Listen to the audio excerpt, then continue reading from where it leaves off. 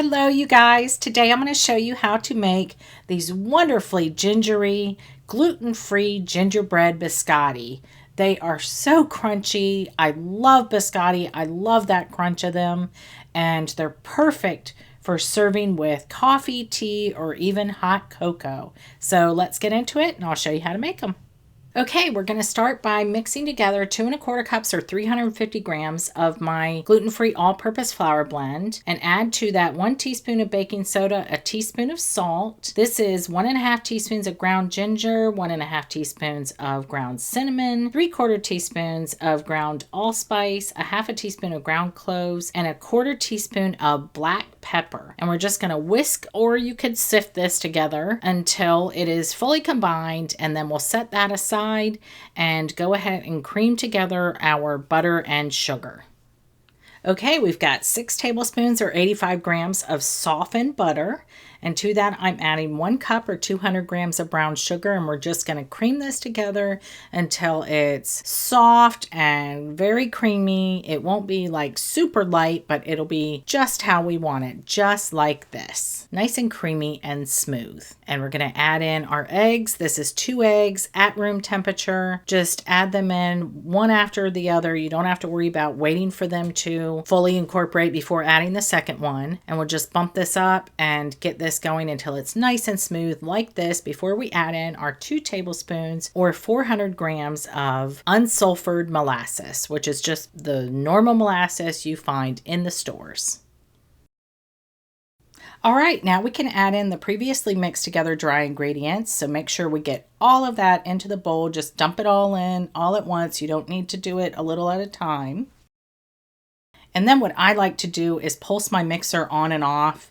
You don't have to do this, but with these spatula, like scraper mixer blades, they do tend to throw everything out of the bowl initially when you are adding dry ingredients especially. So just be careful of that if you have one of those. So I'm just pulsing until it looks like it's going to come together.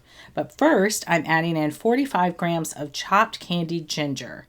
That is totally an optional ingredient, but I just love candied ginger in cookies. It gives a little bit of a chew, and of course it gives a huge flavor of ginger that is just divine. Okay, so now I have divided my dough in 2. You can let it rest. You can chill it if you need to.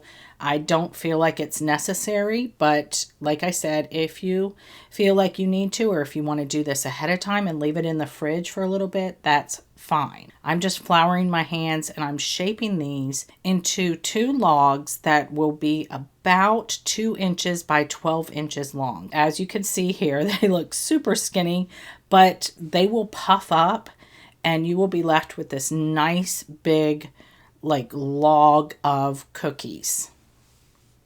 So just get them as even as you can, and I'm just taking my ruler and checking, yep, we're about there, 2 by 12. Now I'm just taking a little bit of powdered sugar and I'm going to sprinkle that over through a sieve, a small sieve.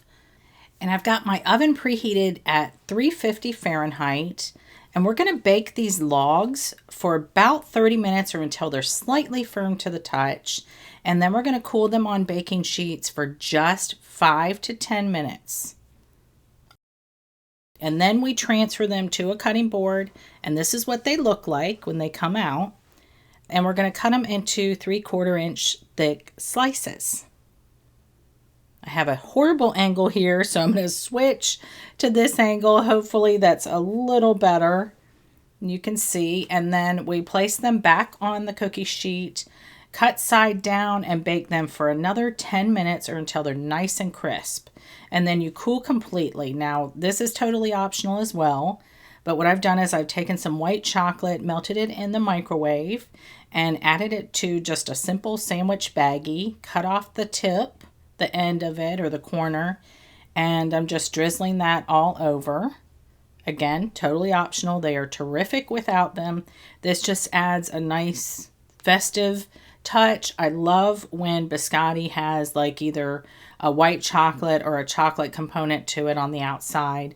And now another totally optional adornment is this sanding sugar, I guess you could call it. It just gives a nice sparkle. I just put just a teeny bit on while the chocolate is still warm. And that is it, you guys. These are absolutely incredible. They are crunchy. They have the chew from the candied ginger. Of course, they have the white chocolate component on the outside. They're so crunchy. I love to dip them in hot tea, but you can also dip them in hot chocolate or coffee. Enjoy.